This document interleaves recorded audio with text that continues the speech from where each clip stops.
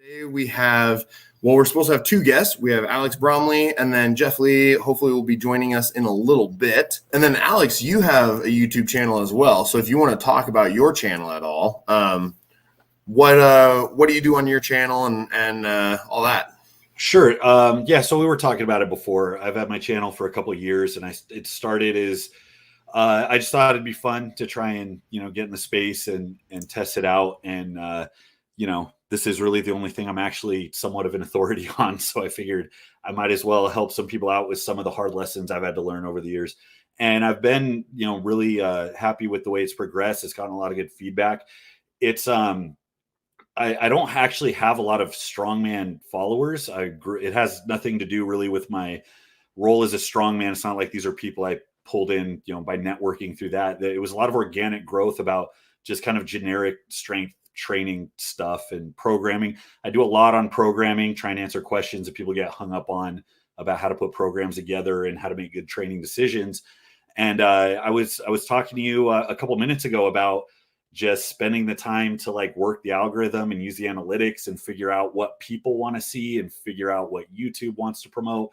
So that goes down to my thumbnails have gotten better recently, your titles, your keywords, the topics you talk about. And there's a line you got to walk between selling out to YouTube and, still making your channel successful without just, giving out blind clickbait. So I like to think I walk that line pretty well. But yeah, man, it's been a lot of fun growing it. And now it's to the point where it's my full-time income. So I'm pretty happy with the way it's been going. It's allowed me to do a lot of stuff. I told you we're planning on moving to Texas this week, or not this week, this year. We're going out to look this week. But yeah, it's allowed me to get some flexibility, and it's been pretty cool.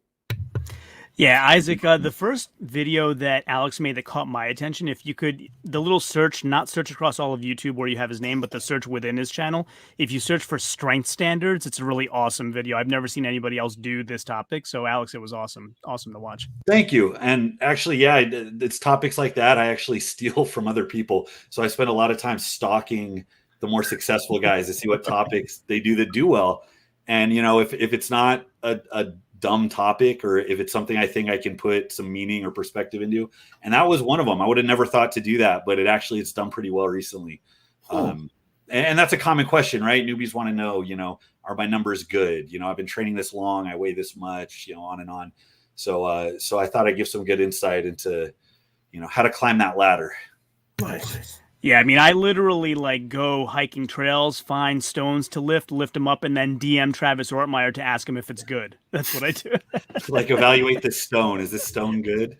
Yeah, I'm I loaded a stone that was my body weight. Is that good? Yeah, it's not smooth enough. You got to find one that's smoother. Yeah, that's awesome. Well, I'll definitely have to try and watch more of your videos then, and check that out some more. Did you want to go ahead and start talking about America's Strongest Man? And how did you first find out about it? Because you got in through the online qualifier, right? I did, yeah. And it pays to kind of be into the network because there's a big following on starting strongman, and I think there's some Reddit activity. I don't know how big the hubs are where general fans kind of find out about things, but it was not well advertised, and I don't think it was really meant to be. But I want to say I saw it on Paul Mauser's Facebook page. It was something that surely only got a few hundred views across people that really follow that niche. And I don't know if it got shared anywhere else, but I remember I would have to keep going back to figure out what the details were. And I would have a hard time finding what the specifics were of when the videos are due and what the rules are and how you have to submit it. So it was a little hidden, but all the people that needed to see it saw it. It's all the perpetual competitors that were always kind of a step away from their pro card. So in the middleweights, it was me, Frank Provenzano, who's statically a freak. He's a massive deadlifter, and I've competed against him a handful of times. And Tyler Young, who got pulled into the finals in Clash. He's, against all odds. He's small, but he's mighty. But he is dang strong. And so we were in a thread. We called ourselves the semi-pros. So I was fortunate enough to see that. Fortunately, I was strong enough to pull off the qualifying events, which were very heavy. And then, the three of us got in. So I was very lucky. It was a great experience to be able to throw in with those guys. And now a word about Go Hard Labs. Are you looking for a pre-workout that doesn't make your skin crawl but still gives you some solid energy for your workouts, or even just to get through your day when you're exhausted like I am from making all my YouTube content? You should check out Go Hard Labs and use my code MBSM10 to get 10% off of your purchase. And again, make sure to use my code MBSM10, stands for My Block Strongest Man, to get your 10% off. And now back to today's topic. And speaking of very heavy with the qualifiers, some of the actual show, I thought those fingers were pretty heavy. Would you agree with that, or am I off base? No, they were. Everybody was. And that's a hard one to judge because everybody goes to clean them in warm-ups to get a feel, and everyone turned and said the same thing. Those are heavy. Now, part of it is because you don't feel those a lot, so it's relative to what you're used to. Like the fingers at Clash, they had a 3 or 4 finger medley, were obscenely light. Which just makes it a foot race. It's just a matter of how quickly you can throw them up and flip them over. And usually it's just a test of who's taller or, who's more reckless. Those actually took positioning, took some grit. Everybody grinded through except like the 3 guys that flipped them over. James, Camby, and Jeff were all nasty, and they showed their strength at that. And even I'm a good presser, I have some power in my upper body. I was very surprised at how heavy it feels in your hands, about how strenuous it was on your delts and your triceps. It affected my log performance. I mean, that took something out of me, and I only got the 3rd finger over. So they were absolutely heavy, but that's how they should be. You want separation. You want to see who can perform and who can't. So I think it was appropriately weighted. I really liked that it was a heavy show where a lot of strongman corp stuff, I mean, especially at the amateur level, and that's just a byproduct of the type of people that compete and who they're appealing to. A lot of it defaults, or it has in the beginning anyways, up until pretty recently, it defaults to a lot of kind of lighter foot race stuff where the weight is manageable by most people. And if you're at a nationals and there's 75 people in your weight class, 2 seconds on a moving medley will drop you 20 spots. And that's the norm. So I've had to work, and I got short legs, I don't move very fast. So I've had to spend a lot of time working on those razor thin seconds, those transitions, that being just as important as putting, 20 or 30 pounds on your deadlift. And it sets you up to be a really good athlete. The guys that do well go on to do really good stuff, once their static strength catches up. But it was nice to be in a heavy show, or at least in a show that garners some more separation based on the sheer difficulty and not necessarily, who's a quarter second faster, on this, 4 event moving medley or whatever. So I really like the way the show was put together. I thought they did a good job with weight selection. Yeah, and for folks in the audience who don't know what the weights were, just when we say heavy, there were 2 fingers at 432 pounds. The next one was 442, and the last one was 452. So that's what we mean by heavy. Yeah, and it doesn't sound like a big spread, but the weight differential was all in the head.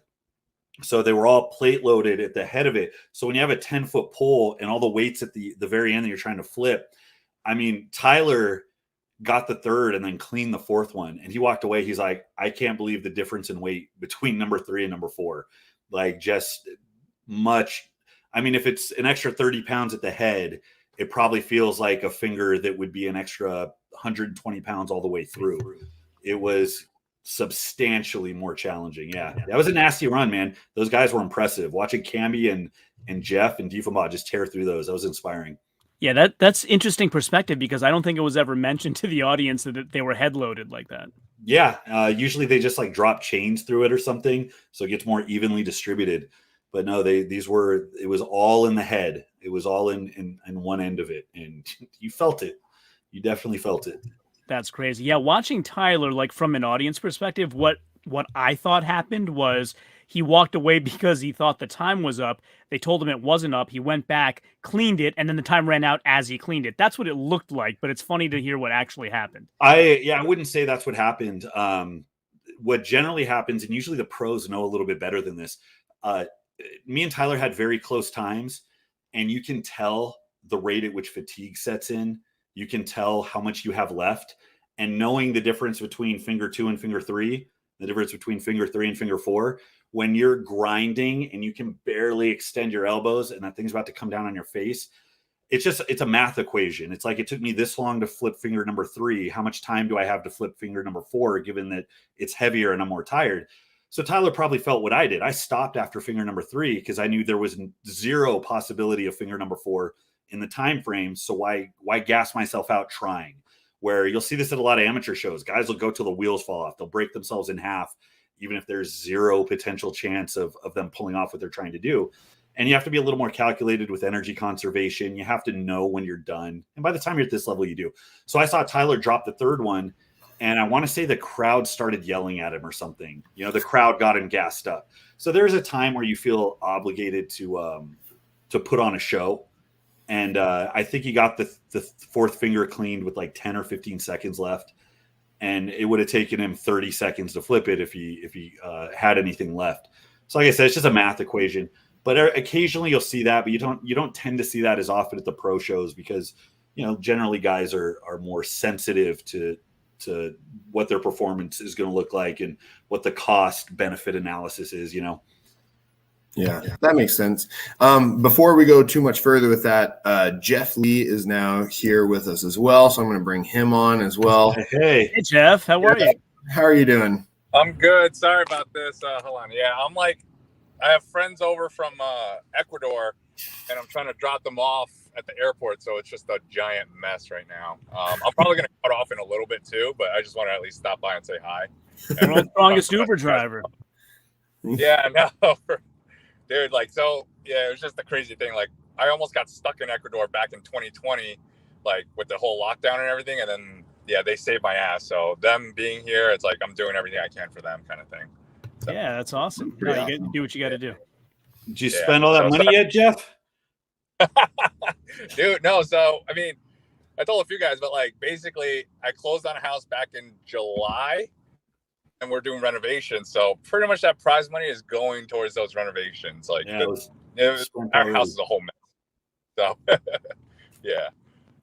I did get the check today, apparently, though. My wife saw it, and she's like, oh, hey, there's this envelope from Strongman Corps. I was like, okay, cool. So that was, I guess, the check. You mean the giant check isn't the real check? Right? Imagine. Hold on, let me see. I'm trying to park. Okay, please touch blue button. Okay. Oh, or not. All right, sorry. Yeah. Yeah, so Fingal Fingers. That was fun. Yeah, so what was your impression of the Fingal's Fingers, Jeff? I mean, so I've done that event maybe like 5 times ever in like training and just setting up and stuff, because I've never done it in a competition. And, you know, to me, it actually felt kind of light. So I don't know, but I felt weird saying that, but I was like, it wasn't too bad.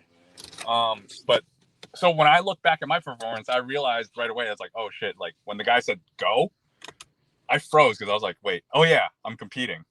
It's been a while. Yeah. Speaking of that, they were saying on the live stream that you hadn't competed since 2017. You want to talk about that hiatus a little bit? Yeah. So let's see. December 2017 was my last one. That was OSG. That was the first one that they ever had, whatever. So I did that competition. 2018, there was this Pro-Am in Texas. In 2019, I tweaked my back along with trying to move between like from apartment to a house. And I only wanted to like cut it back and like only do a few competitions. So that's also why I didn't really compete too much. So that was 2019 and here we are. So yeah. So it was really like mostly life issues that kind of got in the way along with some injuries, but yeah. Jeff, do you feel like you got a lot better during that hiatus, or do you feel like you just kind of maintained while you were working on other stuff? No, I definitely felt like I got better. In New York, it's like a shithole and everything was just shut down. So I was just biking a lot.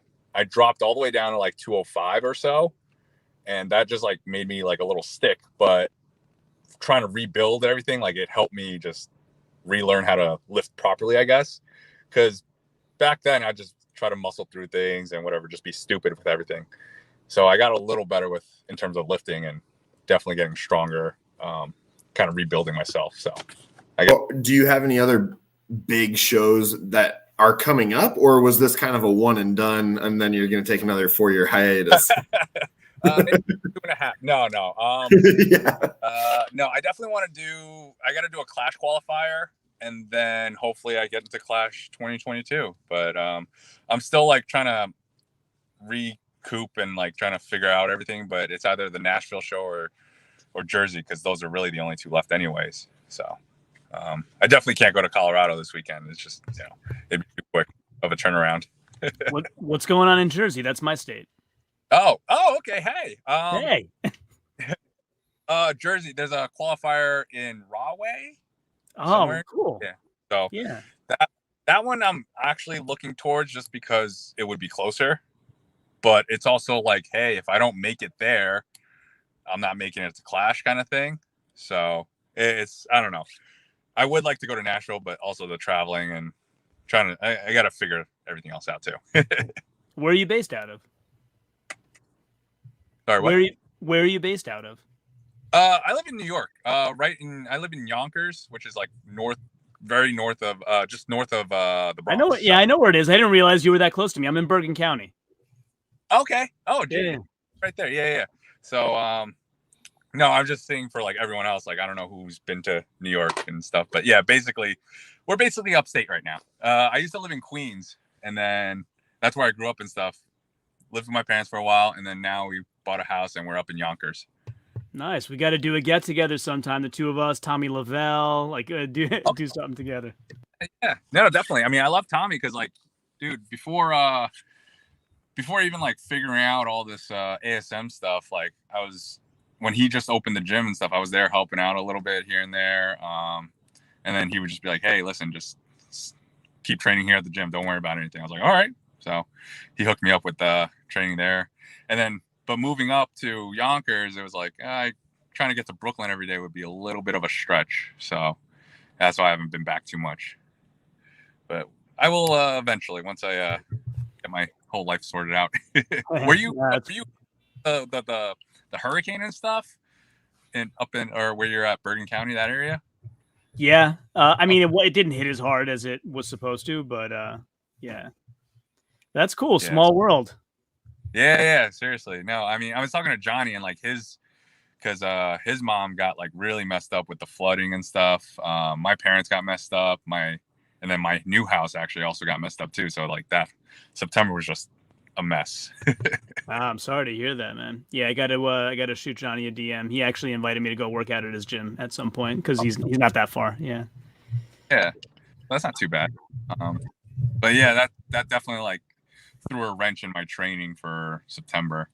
So that was not fun leading up to ASM. For those of you always tuning in to see my detailed analysis and my spreadsheets and love what you're watching and want access to them yourselves, I do offer that now as part of my YouTube channel membership level 2. So you can go over to my YouTube channel, click the join button as you see here, and then I have 3 different levels. So level 1 gets you all kinds of customized badges, and then you get custom emojis to use on live streams. You get member shoutouts every month. That's members only community posts, a whole bunch of different behind the scenes stuff and all, just in level 1 at an extremely reasonable price. Level 2 gets you access to all my strongman analytics spreadsheets, everything I ever create or ever will create. I add links to that in the membership community for that. And then you can be a live guest on my show as well. Just wanted to let you know that memberships are available at extremely reasonable prices, and you can help support the channel that way as well. Now on to today's content.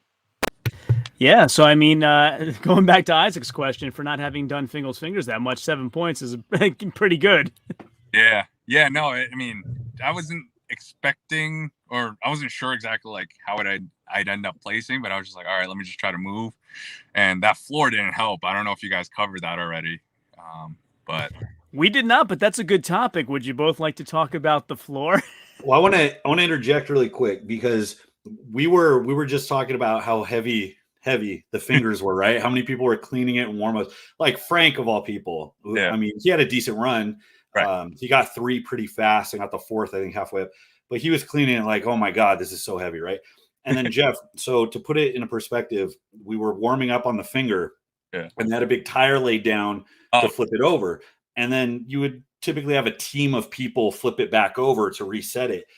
In warm-ups, Jeff was cleaning it and walking it up through the tire And I was just watching, like, I hope he's that good because he looks like he's going to kill himself. But he had such like control and stability. And I was looking at it and I'm like, this man, everybody's just sleeping on this guy right now. And he's about to run over it.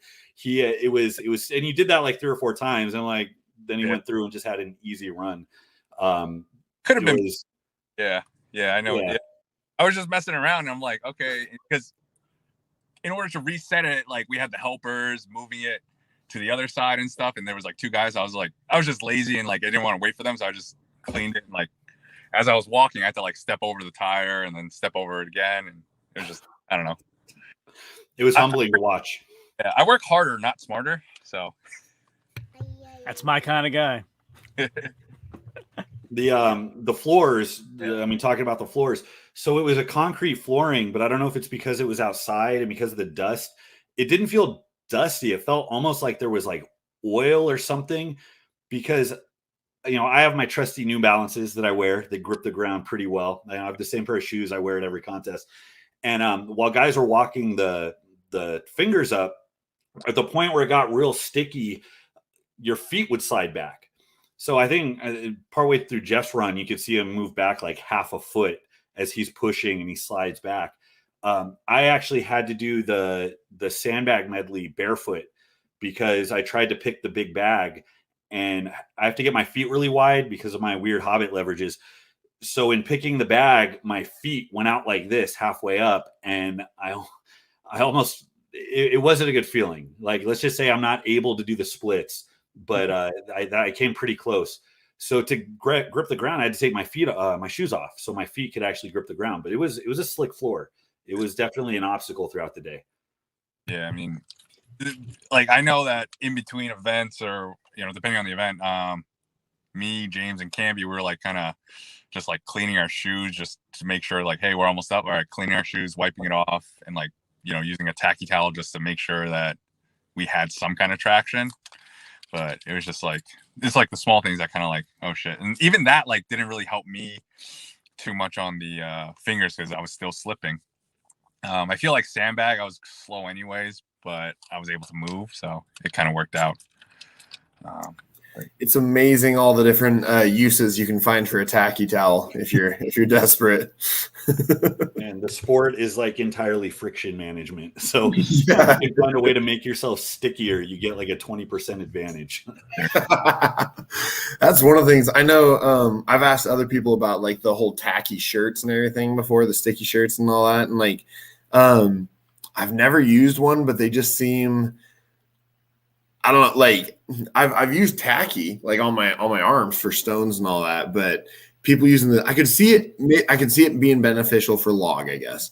For stones, I don't know, I'm not sold on it yet, but I don't use one when I log clean. I found zero, and I use a metal log. I've found zero carryover if I have my belt positioned right, and if I have a shirt with like a logo on it. I've never had a problem. I noticed no improvement. I want to say people really started using them aggressively when the Stone of Steel was around. There was like that phase for like 3 years where apparently concrete stones were contraband and everything was just Stone of Steel, which that was like the biggest standoff I think I ever had. I refused to buy one just because I knew that it had a shelf life and then it would never be used again. And it was just like I was tired of buying equipment that I used for like 2 shows. And then finally I remember when it got phased out, I was like, thank God we can lift concrete stones again.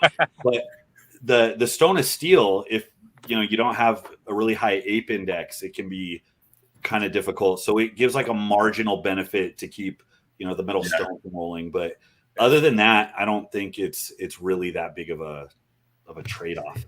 No. Yeah. That would have been a good investment. Steel's gone up like 3 times in price. That's a true story.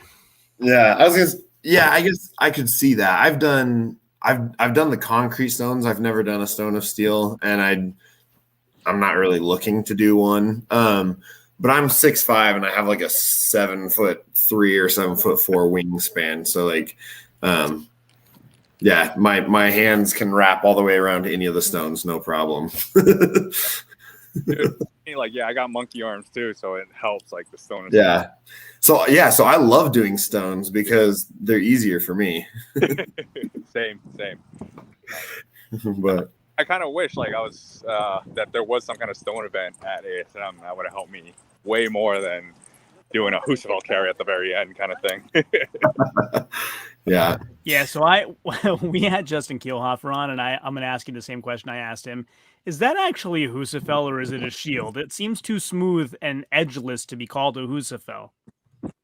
Yeah. Well, I mean, isn't the actual Husafell stone like smooth too? I don't really know, but true. If we're going by actual Husafell, it's an actual stone. So yeah, I guess you're right.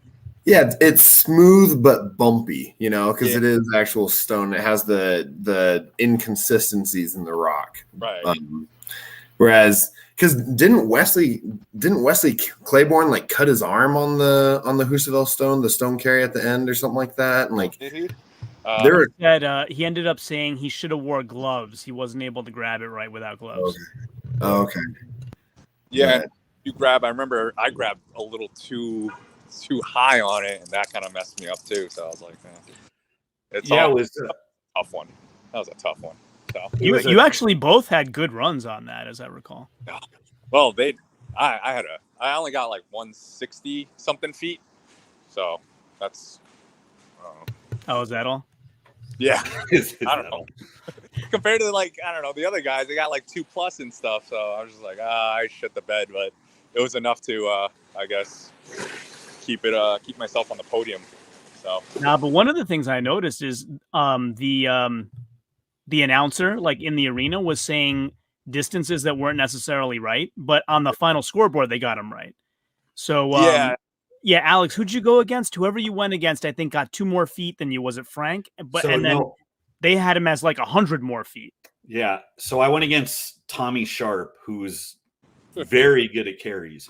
Yeah. And this was one of the movements or one of the events I was looking forward to. I'm pretty good with front carries. I'm pretty good with Conan's wheel and H-stone carries and whatever. So I was training my butt off for this one, and we started going. Now the event, it was mainly a test in how well you can move without seeing, because that was a big obstacle. Is that to carry it right, it blocked your entire field of vision. So you either had to guess where the turn was, or you had to look to the side. And it was only a 24-foot length, which is oddly short for a carry like that. So that was really strange. But because it was so short, people were doing so many runs, they were losing count. So I went against Tommy. I thought I had him because I had caught up at a point and he was behind me at the other turn. And I lowered it. Usually when I lower it, I can get some extra mileage because I can breathe with it sitting lower. So usually I can get an extra lap. But because this one was so big, it was right on my legs. I'm like, this isn't working. So right when I dump it, Tommy comes up, he inches me out by 2 feet. I'm like, of course, USOB. But I mean, he's fantastic at that event. So I was happy just to keep pace with him. But they had credited him like an extra 1 or 2 full lengths. And they had him at like 340 feet. And I think I had 296. But they adjusted. I brought it up to Dion. I thought they gave me 50 feet less because I'm like, it felt like we went 350 feet. That's what it felt like. So I wanted to make sure, but then, they corrected for that. You're trying to keep count, 1, 2, 3, crap. What number are we on? Like people were just dipping. Like James looked like he went, 100 lengths back and forth. I think he won it with like 315 or 317, something like that. Yeah, I was looking it up just now. It looks like he got 312 was the final, which is pretty good. I've done some shield carry in the past, just for fun, never in a competition. And I did. I borrowed my buddy's stone sleeves the other day, and we loaded up the Rogue shield to 400 pounds, and I was able to go about 50 feet, and then I was like, I feel like I'm going to drop it, so I'm just going to set it down because I was on some nice flooring that they didn't want me to drop it there. I was like, this sucks. This really, you can't breathe very well. You can't it's a tough one. I will say that much. Yeah, but I was looking at my notes. They actually said that Tommy did 349, where in fact it Yeah. was 298, which is exactly 2 more feet than you. Yeah, he had caught up behind me and edged me out after I dropped, and I had initially thought they gave me one length less, like I just mentioned, it felt like we went that far, but they had counted Tommy for an extra run. So me, him, and James were all within about 15 feet of each other, which it felt like longer because I think James went a full extra length, but it was a really short distance. The lap, it was a 24-foot lap. Yeah, because I remember Rob and Anthony saying, "Oh, we must have miscounted. Alex was behind by a lap." I'm like, "You didn't miscount," and I watched it again, and I'm like, "No, they were the same." Yeah, we were neck and neck. That was a good rally because he had me at the beginning, and then there was a point where I caught up. We volleyed back and forth a couple times. Of course, you don't know it when you're running because you can't breathe and you can't see, and you're just trying to hope you don't step off the mat and break your ankle. But hopefully, it looked like a good run. Oh, it looked awesome. I mean, but it's interesting that you say that because, the folks like yourself that had a good run, like you say, it's blocking your eyes. So I'm thinking, like, was that a wrong pick? Then I'm looking, I'm like, well, the lower you get to what's the opposite of an apex? The point on the bottom. The lower you get to that, the easier it is to hold it up. So they have to hold it that way, So it's very, very interesting. Nick Hamby had it almost on the point itself. Like he was all the way down on the bottom of it. Yeah, higher on your chest. Easy it is to carry. But trade off. I was going to say, Alex, looks like you have a fan in the audience as well. Juan Daniel is very common on our show here, and looks like he watches your videos as well. What's up, Juan? Wow, that's cool. What's up, Juan? Good to see you again. Yeah, that was the last video I put out 3 weeks ago. I was just talking about how I've been lazy for this month, but that was the last one, so I'm glad it was a hit. Yeah, there you go. Yeah, Alex, I'm gonna have to talk to you because you got a lot of good views. I need some pointers. Yeah, I'm happy to talk about it. It was I was talking earlier before we came on. Aw, bye, Jeff. All right. I didn't want to interrupt. So. Oh no. Thanks for stopping by for a bit, though, man. I'm glad you were able to make it for a little bit at least. Yeah, hopefully actually stay longer and chat because ASM, I'm still like playing it in my head, and it was definitely fun, but gotta work towards the next one. So all Absolutely, right, I'll catch you guys on for those 10 minutes or so. Yeah, we'll talk again soon, Jeff. Thank you. Good luck at Clash, man. Thank you. Good seeing you again, Alex. See you guys. You too, bud. What was your opinion on the log, the clean and press? You got 5 reps with it? Yeah. I did have, I had 5. I tied with Tyler. That one was, I was subtly disappointed, but not surprised. I did 6 in training with about 20 seconds left. I've been practicing sprinting. So I'll try to get 5 in 30 seconds and then pace myself for the rest. I was talking earlier about the finger smoked me more than I thought. It took a lot. Part of it is because I'm not efficient with the finger. Part of it's I got short arms, short legs, which isn't great, but I can't really lock my elbows out all the way. So when you're trying to walk the finger up, everything's triceps are under tension the whole time. So that took it out of me a little bit. The other point that a lot of guys were talking about, I guess the Bartos log they think is more difficult to clean. The way it's balanced, it over rotates at the top. So I felt that a little bit when I rolled it up. I had to take a step back, and little things like that can take your pacing off when you're used to moving at a clip. So I'm by no means the strongest presser. I mean, Tyler and Camby, I would both say probably have a higher log press than I do, but I have short arms, which makes me more efficient over reps, right? Less effort for each rep. And I practice really hard on my motor. So I spend a lot of time getting into the weeds where normally guys don't like doing that because after about 35 seconds, it feels horrible, right? That's kind of the pain threshold that people don't like working in. So I try to use that. So I was hoping for 6 on a good day, possibly 7. I missed my 6th press, but if I was as strong a presser as Tyler or Camby was, I would have gotten it. So I can't be mad. I didn't make any mistakes on it. So that's really when you kick yourself is if a technical error costs you. But man, I was tired. And then watching Camby, because for the longest time it was like, the dude has a really good jerk, And, that gets like, the way people might talk crap against sumo deadlifting or something in powerlifting. If you jerk, there's always the guys that are like, well, it's not really a press. Camby objectively has this, maybe next to Jesse Nelson, who has like a 405 strict press, but he can't push press. So that hurts him. Camby probably has the strongest upper body in strongman, in 105 strongman right now. I mean, he push pressed every rep. He looked like he had a lot in the tank. Man, Jeff surprised me actually, because you look at Jeff, he's lanky, long arms. He doesn't look like a good presser. I mean, he got 3 and they were pretty decisive reps, He had some good power and control on that. So that surprised me too. Speaking of log, did you see, I think was it Tyler Cotton who did the Viper press with a 430 log or something like that? So Ty Cotton, I watched him at Clash. I was at Clash earlier this year. And one of the most impressive things I ever saw was he clean and pressed the 440 attempt, missed it at lockout. I think he lost his balance or something, re-cleaned it and pressed it for a good rep. I mean, for all intents and purposes, the dude doubled a 440 log and he looks like he's sub 300 pounds. Like he's a big dude, but he's not like mass. He's not like Josh Silva's big. You know what I mean? That was one of the most impressive things I saw.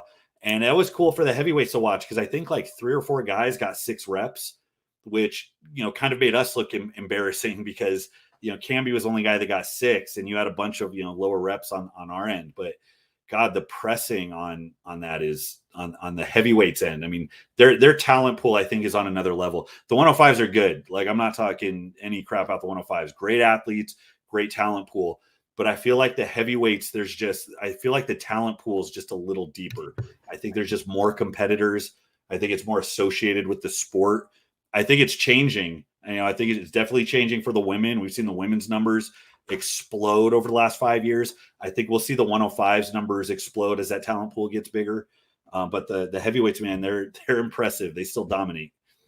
Yeah, I would say for heavyweights, Tyler Cotton and even Marcus Crowder are svelte, you would say. Yeah. And then it goes to show, how bad do you want to be the best of the best? Because if you take either of those guys and put them on the Eddie Hall diet, you know what I mean? That's how you have your next world's strongest man. But that's a sacrifice by itself. But those are 2 very, very talented individuals. Oh, definitely. And by the way, Alex, I don't think you're giving yourself enough credit on that log press because your dip isn't as low as other people, and you showed really strong shoulders. Yeah, and I heard Rob say that on the commentary, and I've heard people say that in the past when I post videos. And it's funny because I feel like my dip isn't super short. I don't think I could dip lower, and I don't know that I would be better if I dipped lower. But that's probably I have really bad ankle mobility. I had a full break in my ankle a few years back, so I have a plate in there. And then I've had issues with patellar tendonitis, mainly just from having to prepare for shows with like 6 carry events. And log press and overhead pressing can aggravate that a little bit. So I might be compensating a little bit, but I legitimately get about 70 pounds out of my push press. I'm pretty strong strict, but I'm not a freak strict presser. Like I think the best I did when I was really bound and I was a lot heavier, I maybe did a 335 strict. At any given day, I might be good for like a 300 or a 310. But I'm always, close to 4 in a push press. That little dip I get a lot out of. And that might just be because that's been my main lift. I push press exclusively and use strict press as an accessory. And I've done that for like 15 years. But I that little dip, man, if it's little, I need it. Trust me, I need it. It gives me a lot. Awesome. The other thing I was wondering is on that press, you had quite a lot of wrapping on your arms. Any reason for that? Yeah, I use the those are the ins or elbow sleeves. So it looks like it's a long wrap, but it's not. It's one sleeve that has Velcro straps on it. Yeah, the wraps give a little bit of compression. So they're pretty. I don't have very big arms, so another testament to the power of leverages. So I have sleeves on, and they're pretty loose when my arm's straight. I've actually had them fall off when I do dumbbell clean and press, when I'm cycling through, and they'll slide down. But as my elbow flexes, you get quite a bit of compression. So it gives you just this nice little bit of tension right here for that first little bit of pop. I think most of it is psychosomatic. You know, I don't know that physically it gives a lot to your press, but especially on a log where you're trying to keep it from dumping forward or where you're trying to feel tight, especially as the handles are up higher, a little compression, it just gives you a nice little pop. I like it a lot on axles. You know, the lower the bar is, more compression you get, but it makes it harder to clean. So it's kind of a trade-off. But on a log, I'll definitely use the sleeves.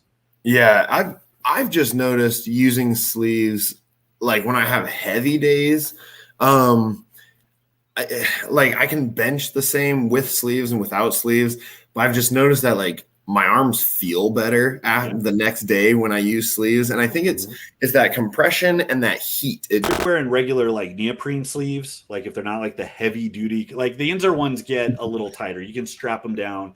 There's a lot. It's the same material the knee wraps are made out of. So you can get aggressive with those. If you're just using neoprene sleeves, it's the feeling of the compression paired with the heat.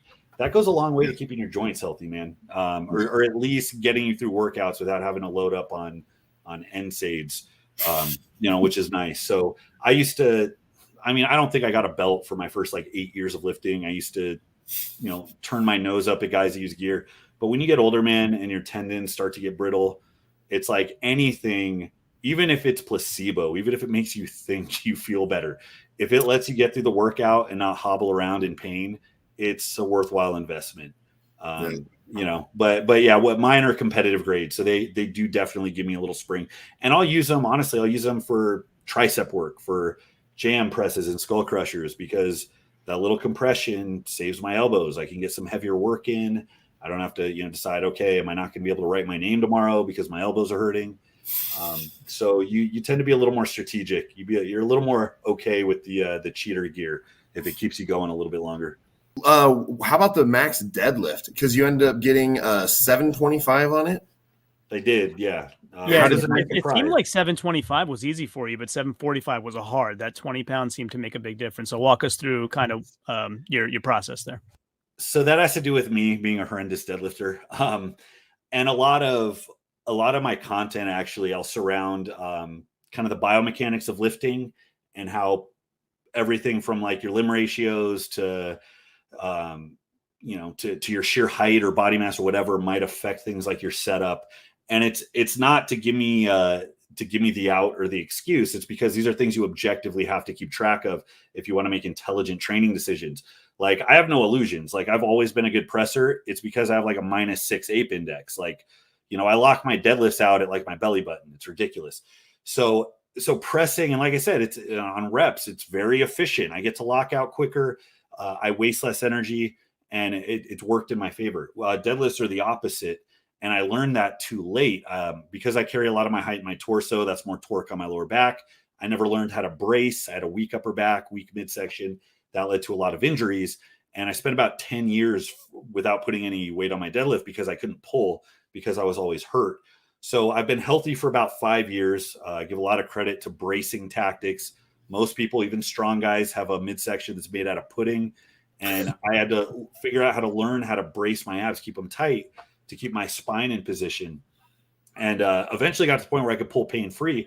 And now I can actually pull weight, which is nice.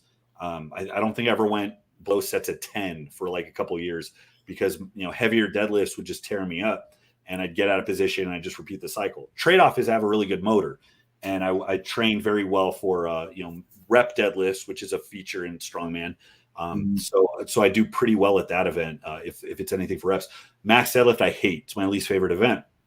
Part of it's because peaking is difficult, trying to keep track of my injuries and target my weaknesses and stay on a schedule while I'm trying to cut weight and while I'm trying to do these other loading events. That's like a type of juggling that just gives me heartburn every night. The other part of it is that I'm not a great max deadlifter, and a lot of it's psychological. And you're absolutely right. The 725 moved better than the 675. And that's because the 675, I went in scared. In my mindset, I was like, I'm just going to hit this 675. For the qualifier was a 725 deadlift for reps, and I did 5. And 725 is the most weight I've ever deadlifted from the floor. Now, the reason is because if I can do 1 rep, I can bounce through 3 or 4 more. My top end is very good. I can maintain position through the eccentric, tap, and come back up. just like if you do a bottom up squat, it's awkward, it's hard, it's weird. But if you can then, cycle through a few more normal reps, you can get a few more that way. I was expecting a good deadlift performance, but I was probably about 270. I had a good bloat going on when I did that. So in trying to kind of get closer to weight, I lost weight kind of aggressively. My static strength took a little bit of a dip, and that shows in my deadlift because it's harder for me to brace. I have less stability in my problem areas, which is my midsection. And then that means I have less confidence, and that I'm constantly like, oh my God, am I in position? Am I going to hurt myself? Am I going to pull as hard as I can?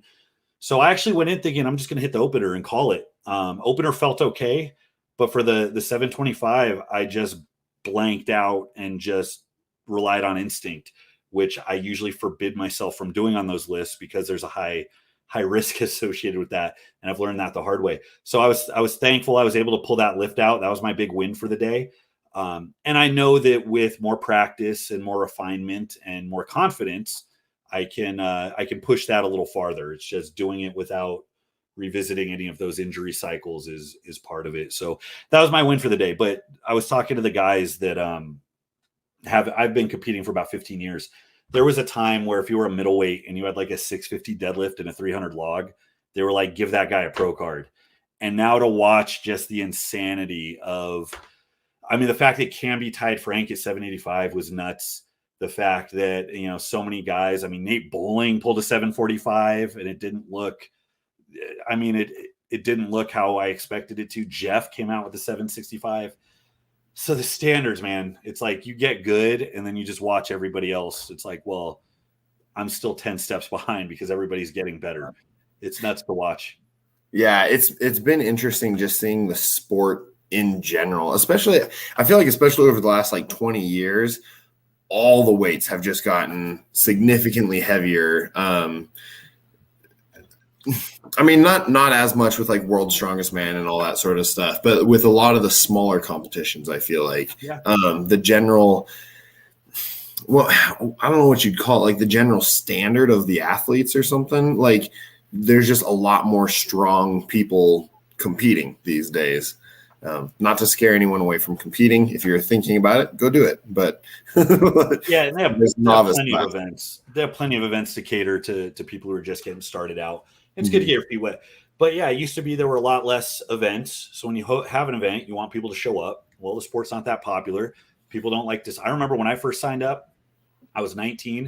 It was the first time I ever did a log, a tire, a farmer walk, a truck pull, and a stone load was at that contest.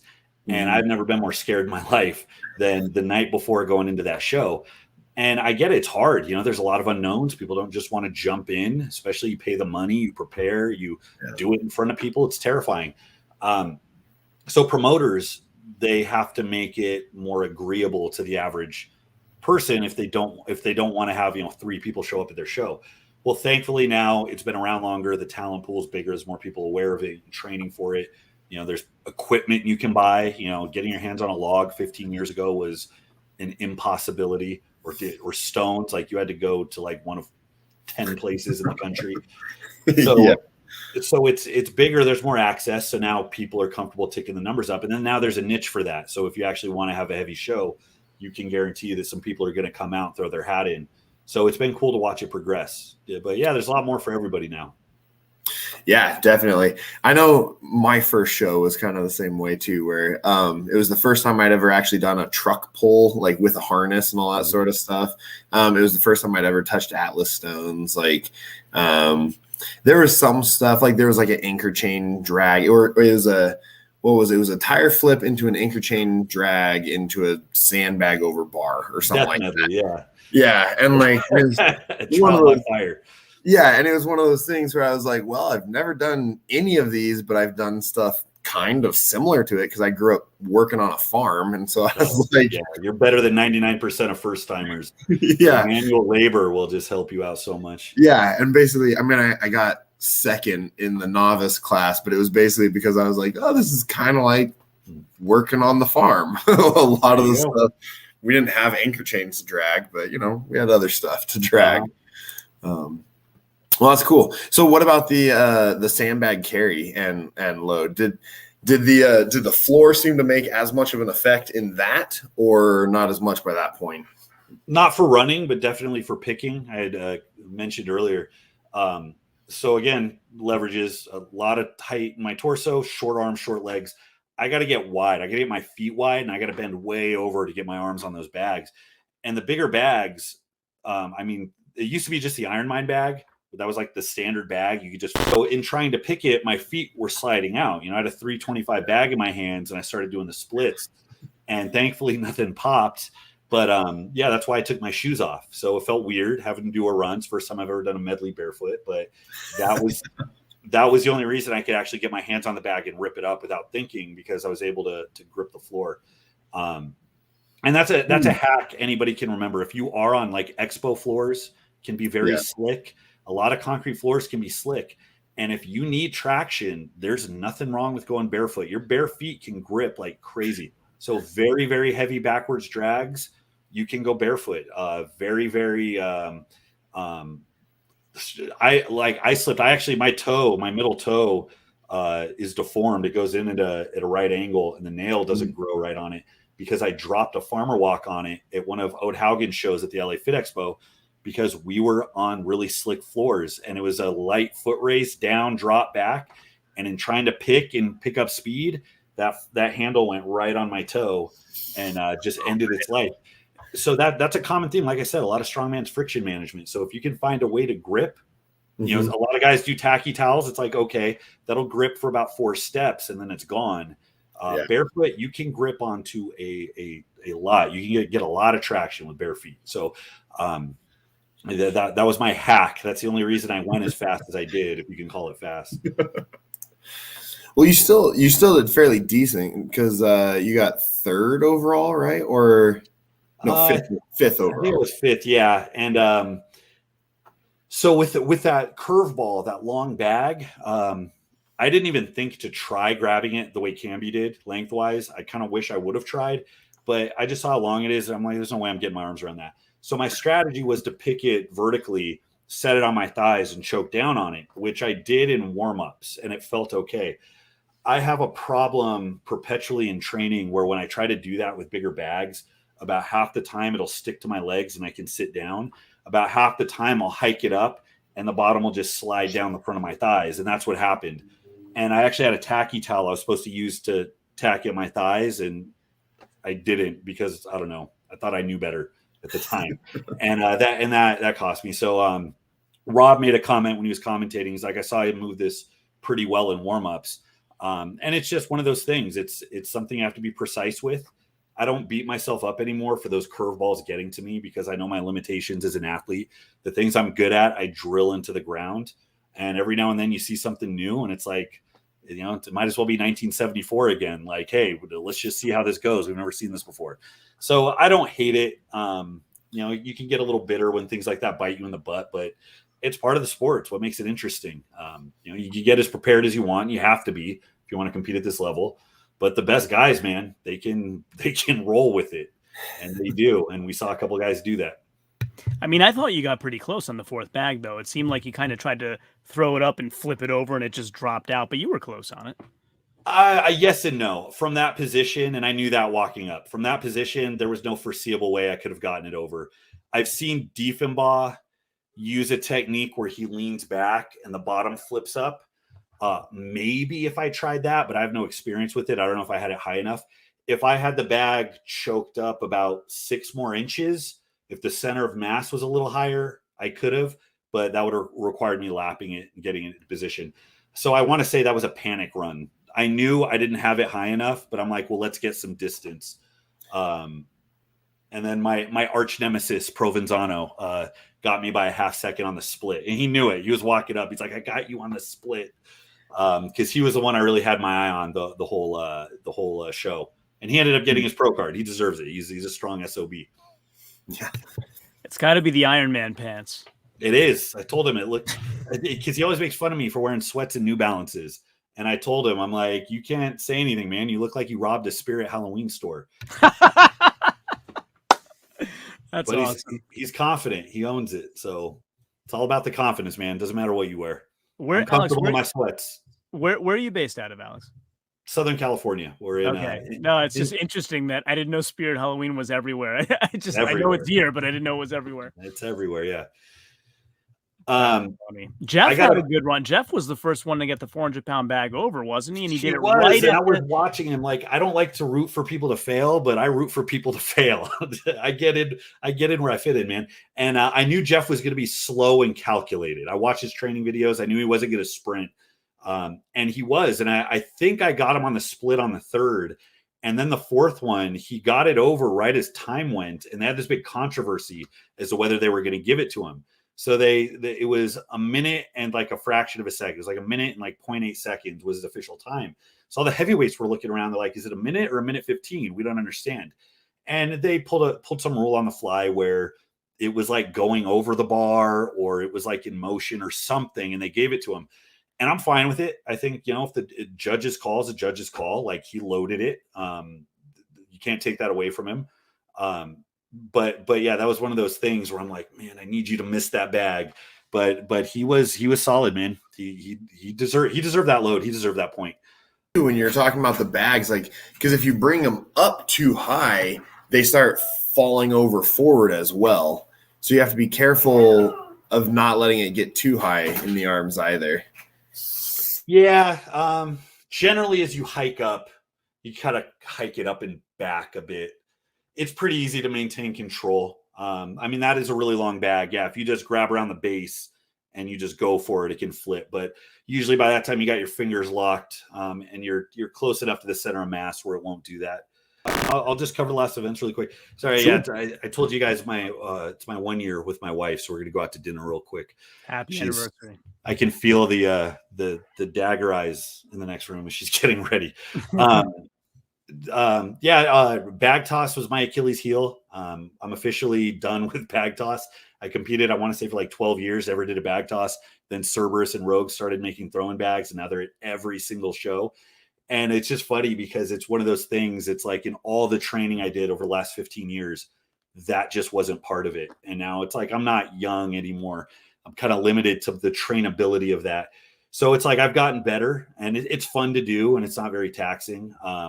But that one in particular, I had a meltdown, could not arc the bag up and back. So they showed the camera where it showed it relative to the bar. So I did 3 quick throws, cleared it by, 6 or 8 inches and just couldn't get it over. So I bombed out on the 45 pounder. And it's funny because I was hearing Johnny Wasitko, and who's a fantastic bag tosser. And he was complaining that not having the backboard was disorienting. It's hard to throw.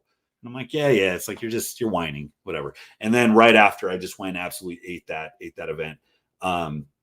So now I've like resolved. It's like, I'm never doing a bag toss again. That's like my bitter protest. But it was nice to have that break. It was an easy event. Didn't wipe anybody out.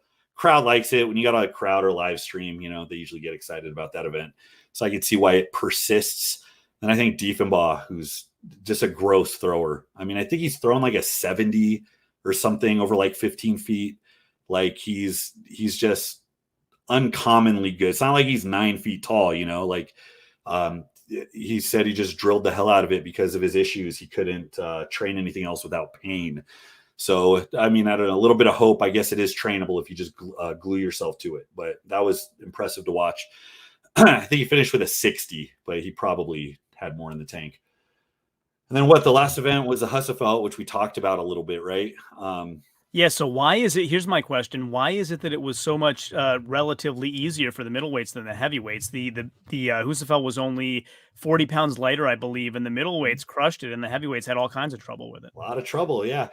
There's a couple of things. One is the physics of being a heavyweight. You got a lot of guys that are barrel chested. I think it's harder to find a good comfortable position. I think when you have a smaller frame and not as, you don't have, the big abdomen, it's probably easier to find a walking position. That's probably part of it. The other aspect is, I think, training. As a heavyweight, it is more important that you deadlift 900 pounds than it is that you are just super speedy in a moving medley. And there's plenty of heavyweights that are speedy, right? There's plenty of heavyweights that are good on events like that.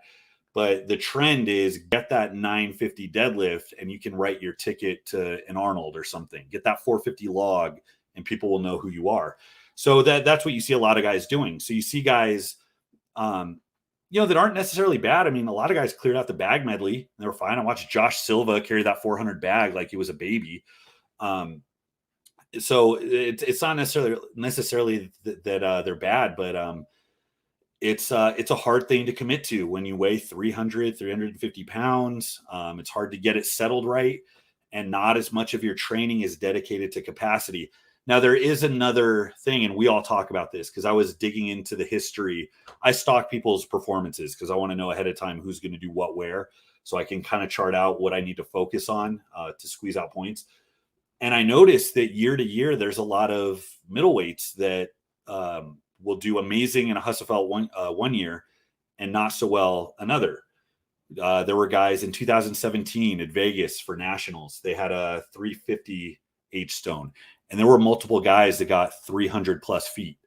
So that's 50 pounds heavier than this one. It was easier to carry. It was smaller, but still it was heavier. And you had guys going 320, 340, just crazy runs. And some of the same guys I saw at nationals a couple years later, or at ASM a couple years later, and they'd get, 180, 200, 220, something like that. And it's something that we talked about. And, I don't want to talk about it directly, by name, but there are certain things that can affect your ability to breathe that are very good for getting strong. And in real terms, it makes a big difference. So how guys plan that out makes a difference. And again, with the heavyweights, static strength is king if you want to go far in the sport. And that's the trade-off they end up making. And, you have 350, 400 pounds sitting on your chest. It already feels like you can't breathe, but then you make your bronchial tubes the size of a coffee straw. It just gets that much worse. I love your analogy, by the way. One of my clinicals was in the ICU at a VA hospital, and they were all heart and lung transplants. And so I actually got to watch some of the lung transplants and stuff. Wow. And it's pretty crazy. Like, especially when you have a lot of mass up front, it's hard to have some healthy lungs. I will say that much. Yeah. There's a lot, and it's not one thing, it's a lot of things. And I think it's just the demands of what it takes to operate at that level and how little, because Husafell Stone is a unique carry, or it's a unique event. That and Conan's wheel are kind of similar, but you don't see a lot besides that. Carry medleys, you're dropping, sprinting, loading, or death medleys, you're doing different stuff. But just to be under tension with a medium weight for like ever, it's like this death ruck where you're just, how much do I hate myself that I'm going to commit to experiencing this pain, and to where, am I going to go till I actually drop, or am I go until I kind of say F this? And then you have to have that conversation with yourself for the next week. Like, did I have 20 more feet? I might have had 20 more feet. I just started feeling sorry for myself. But yeah, so it's a different mind space. It's a different headspace for sure. And like I said, being a good heavyweight, you can look at the Arnold when they had the actual H-stone replica. There's middleweights that would have won that event. You get Josh Isley. He can carry a 500-pound stone from the ground. I think he routinely goes about 400 feet with these weights. He would have dusted everybody at the Arnold when they use the actual H-stone. It's far enough away from everything else that, there's certain events where you could find a college track athlete that'll beat the heavies. If you have a keg toss medley, you could find a college decathlete that'll win at World's Strongest Man. There are events that are kind of close to strength, but they're far enough away from like the meat and potatoes that these guys really need to excel at, where you're not going to really see even performances, comparable performances. I put like throwing in that arena. You watch the bag toss at the Arnold, you see a wide spread of performances. Some guys are out at 60, then you get Thor throwing like a 95. You get a huge spread in weights from guys that are statically kind of similar. So it's just a different skill set. Well, and I even noticed, because I tried the Rogue Deadlift Challenge or whatever that they had a little bit ago, where it was 315 for as many reps as you could in 2 minutes. And I was like, that's a lot of fun for 2 minutes. Yeah. And I was like, I've never done anything like that. Usually if I'm doing deadlift for reps, it's 10 to 15 reps at the upper end, and that's usually pretty good. And it was crazy because I I started going in the first rep or two, I did a short breath at the top. And then for about the next 18, I didn't breathe at all. And I didn't even realize I wasn't breathing until around the 20th rep. And all of a sudden the world started getting kind of dark. And I was like, whoa, I'm woozy here. Like had to set it down, kind of catch my breath and everything. And then after that, I tried to go a little bit slower and try and, get a breathing pattern down. But it's one of those things where it's like, I never trained that. And so my body, it's used to, I usually train where I breathe briefly at the top, and then, go back through, or vice versa, depending on what I'm doing and all that sort of stuff. But so with deadlift, I guess I usually breathe at the bottom, but it was just interesting because after a couple reps, my body just automatically was like, well, we're going to hold our breath then, because we don't know what's going on. And it's a subconscious thing, and it sucks. And don't do that. Make sure you're breathing. It's like you can sprint, you can run a 100-meter sprint, with holding your breath. You can hold your breath for 20, 30 seconds. You're not going to do anything after that, though. No. Once that you're done. Yeah, and it's one of those things too where I was like, because I ended up getting 38. Well, the guy who was counting for me said I got 40 reps, and then I watched the video and only 38 reps were counted. So I was like, I guess I got 38 reps. But it was one of those things where it's like by the end of it, it wasn't that I was tired or anything. It's just that I was so out of breath from those first 20, trying it hypoxic and all that sort of stuff, which is not ideal, but it's different, man. It's a different ball game. And then if that was an Olympic sport, 2-minute deadlifts with 315, I'm sure there'd be guys that couldn't, pull their way out of a paper bag at a powerlifting meet, but could probably pull out 100 reps, given specific techniques and adaptations. It's different. It sounds to a lot of people like this should all be kind of the same thing, and it's not. You have a lot of leeway to specialize, and these little differences in energy systems and performance, you have a lot of leeway to really, really hyper fixate on that. And that's what the best guys are. That's what they do. Well, I think one thing I was wondering, Alex, before you go, is you mentioned a couple times Rob's commentary. Could you hear it while you were performing, or you went back and watched? No, I'm a narcissist, so I had to go back and watch everything they said. All right, I was going to say. No, I went back and watched the live stream. Yeah. Cool. So there were a couple times where he made suggestions and guys did them, and I'm like, they're like on the same wavelength here. There's no way they hear him. Yeah, that might just be synchronicity. They think the same way because they prepare for the same things, and there's only so many decisions you can make on the fly. But yeah, I do have to go right now, guys. Thanks for having me on. This is a lot of fun. Yeah, definitely. Well, thanks for dropping by. Absolutely. Yeah, thanks for coming by. And just once again, for everyone watching this, please like and subscribe to my channel. Please go to John's channel, subscribe to his, and go to Alex's and at Alexander Bromley and subscribe to his channel as well. And thank you so much for coming on, man. And we will we'll have to try and have you on again sometime. Absolutely, yeah. I'll see you guys again sometime. All right, enjoy dinner. All right, thanks. So if you like this video and haven't done so yet, please consider subscribing using that button right there. And also stay tuned for some other videos that you might love blooping up right there. This one is the one that YouTube thinks that you will like the best, and this one is the one that I think you will like the best. As always, share this with everyone, and until next time, ciao, homie.